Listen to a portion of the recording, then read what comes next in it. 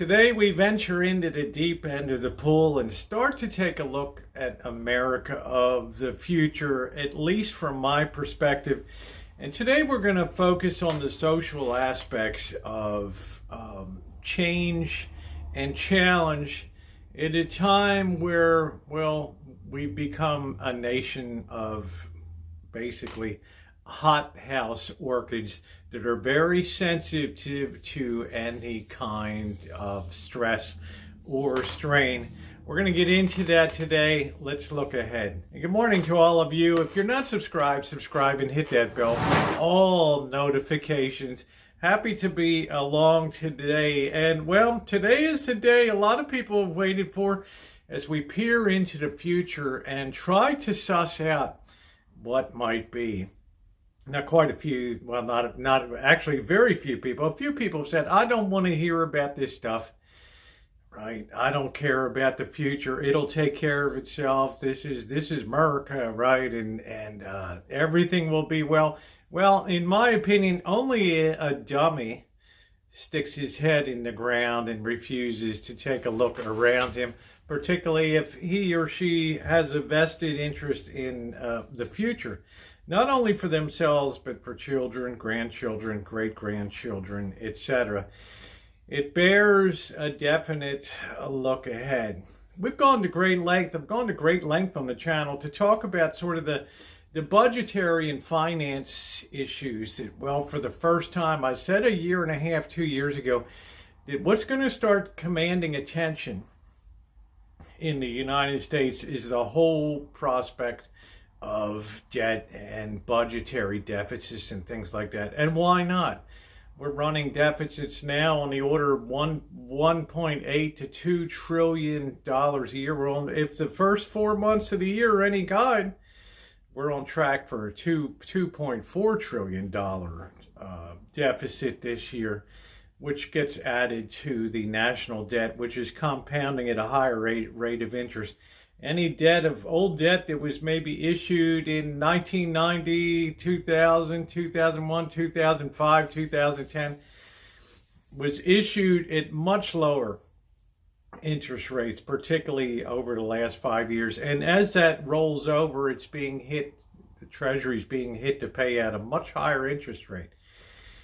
Here, 4.5% today on the 10-year. And then the other sideshow, the other three-ring circus, ring number 2, we have gold and silver, which continue their relentless march upward. I wouldn't be surprised by the end of this week if we reach a point where gold touches $3,000. There'll probably be a lot of profit taking there. There'll probably be a lot of zigzagging back and forth. But make no mistake about it, the trend is upward.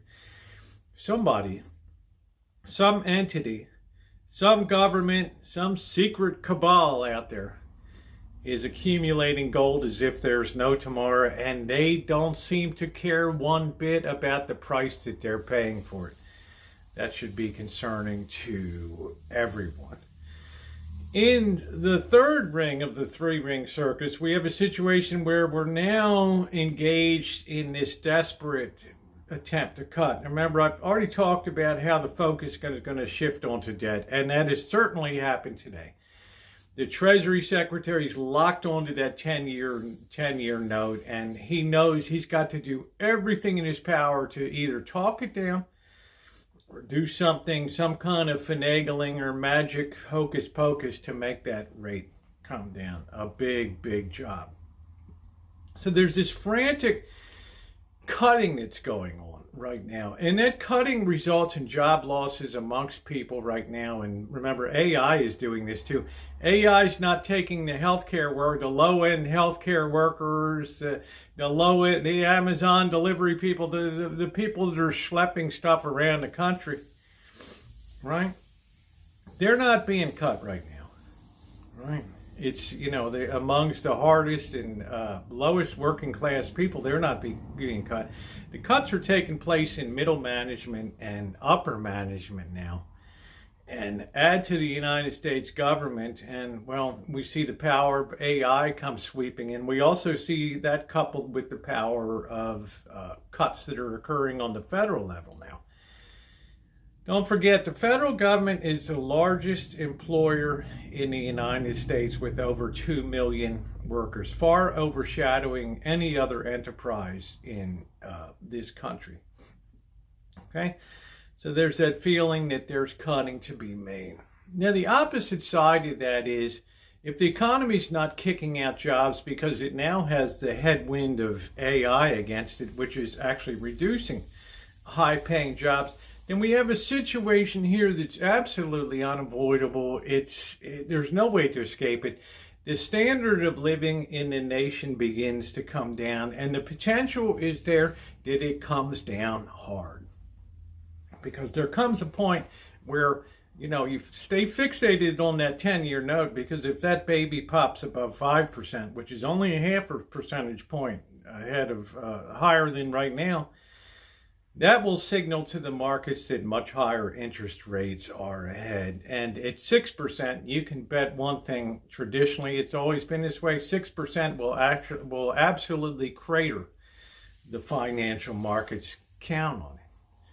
But let's take it down to the social order now. When you lose a job and then you get on to federal benefits, what we lose on one side in cutting, we still have to support the people that are being cut. You say, well, 13 weeks of unemployment or whatever, they get severance pay. The federal workers forever get severance pay through September, and then, they can file unemployment at that time and get 13 weeks of unemployment. So we've got kind of a cushion time where we don't have to worry about the stuff hitting the fan, where people are really kind of at the end of their rope and don't have any purchasing power. We already saw today signs of really impacted purchasing power, negatively impacting purchasing power. We saw Walmart come out and give a warning that people aren't consuming as they used to consume, because of course we have the powers of inflation that are causing people to spend more on basic needs, and they have less money for frivolities and tchotchkes from China and things like that. On a social order, though, and this is what we want to drill down on today, as I've said before in my previous podcast here, when the times were tough in the Great Depression, really people had nobody to turn to except family and church, especially in the first 3 or 4 years of the Great Depression. There was no government. In a lot of ways, you can argue that, well, that made a much tougher stock of people back then that could survive by their wiles, by their sheer determination, by their creativity, by their make-do philosophy of what they had. They could power through arguably the worst 3 years of economic history in the United States.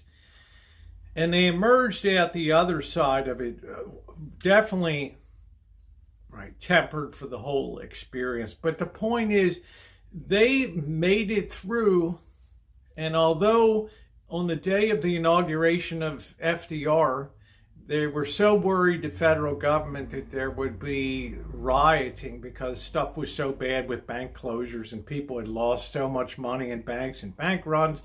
Things were going bust left and right, that they actually had to mount machine guns on top of the Capitol building just in case the stuff hit the fan, if people didn't hear what they needed to hear. And that was a very desperate day, March 6th of 1933, that we have nothing to fear but fear itself, right?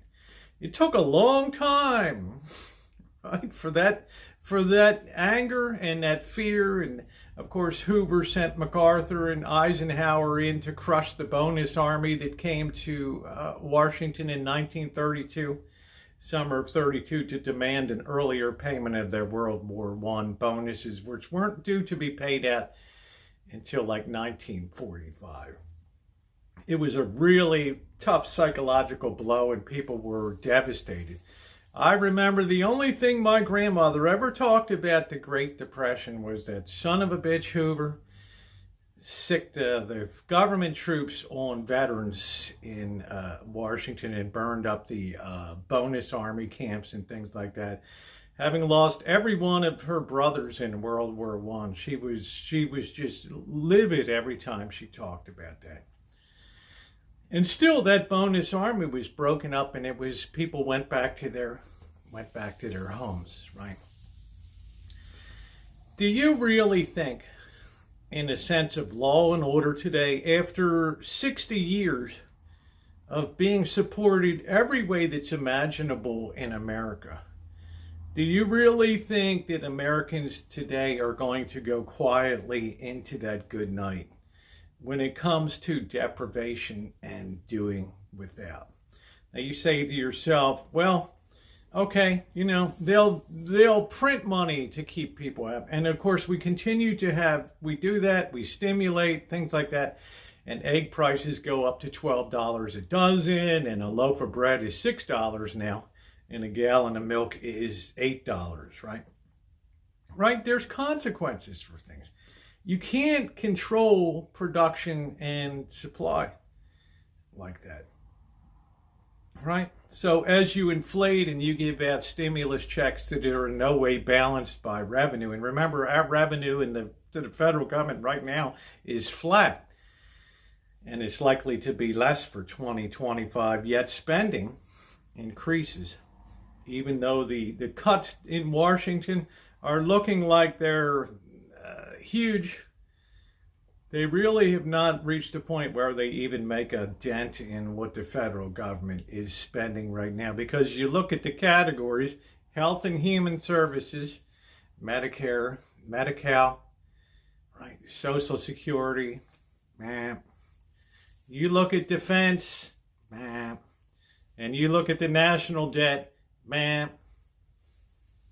Right. You go after the low-hanging fruit. The National Park Service, right? U.S. aid overseas. It has a feel-good factor to it, but it's not, in no way can those three budgetary items, health and human services, Social Security, Medicare, Medi-Cal, national debt, and defense really be touched. Hegseth, the new defense chair, the Secretary of Defense, said he's going to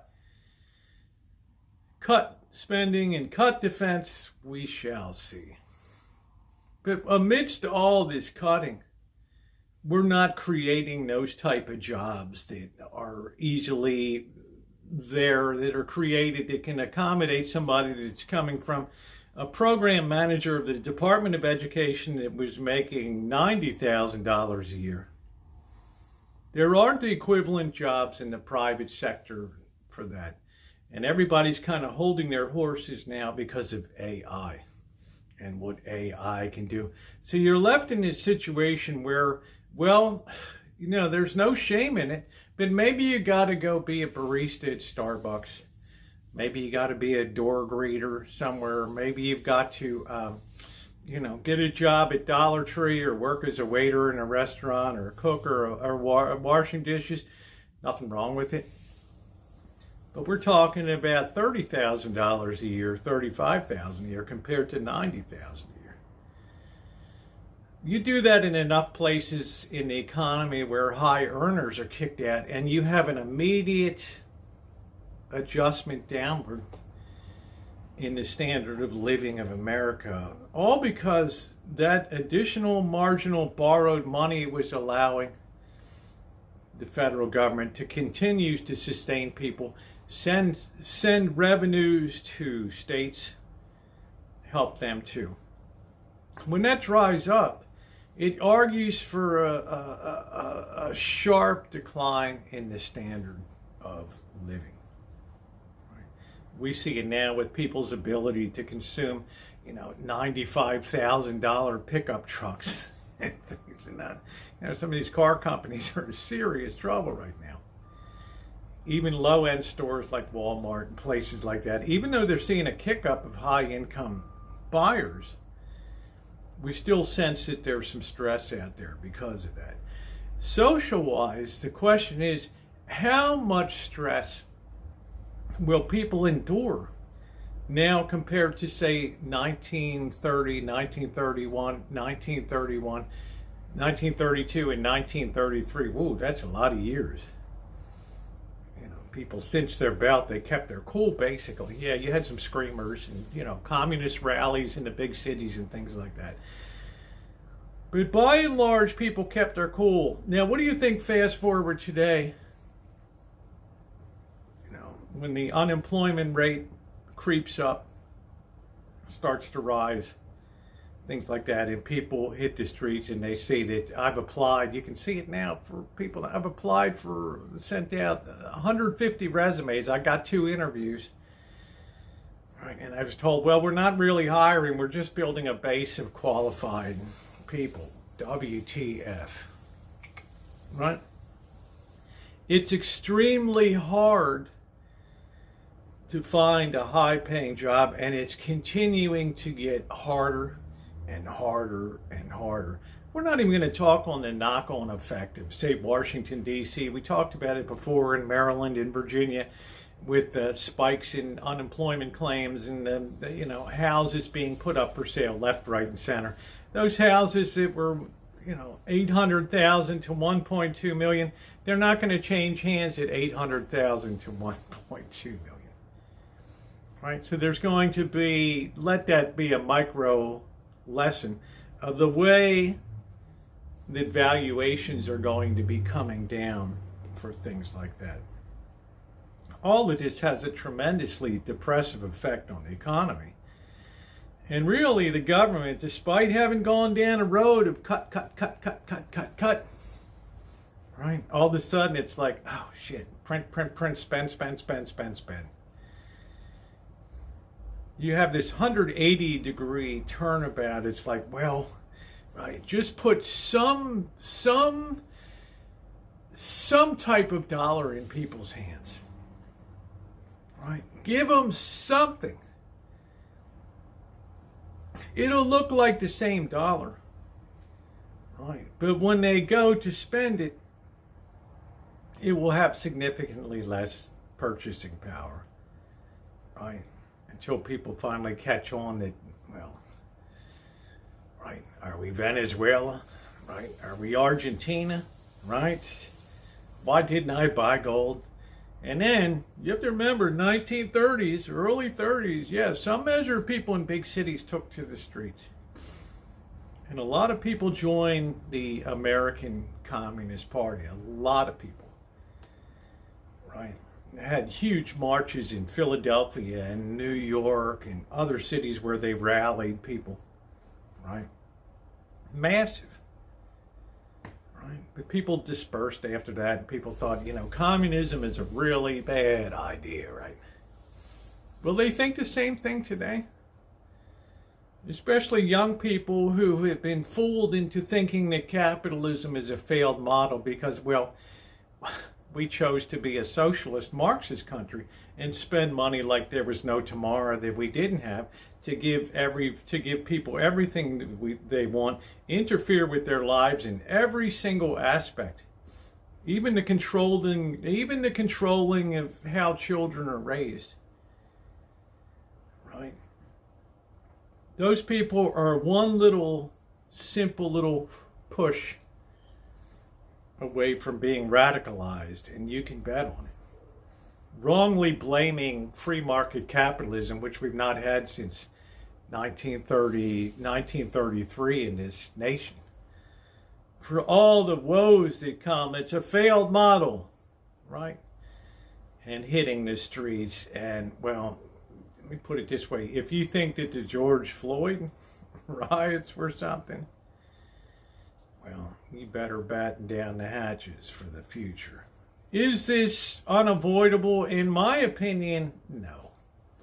Right? In my opinion, it's not. And I think gold is loud and clear sending that signal, because gold cuts through all the instability of bullshit currencies, bullshit spending, bullshit cuts of budgets. It's the truth teller standing up there with the lantern and said, this is the real deal here. Right? 10 years ago, you needed $500 to buy one of my gold pieces. Today, you need 3,000 of those US dollars to buy one of my gold pieces. What will it be 5 years from now? It's a lot of questions that you have to ask yourself, especially those of you who choose to stick your head in the sand and say, well, everything will be right and everything will be good. In our next video, we'll talk about Medicare, Social Security, Medi-Cal, and the implications of an upside down system. Make sure you hit the bell, subscribe, leave your comments down below. I always welcome them. And I want to thank you for listening to this podcast. And as always, yes, I do welcome your comments down below, your critiques, your criticism. Thank you very much for watching. Have a great day.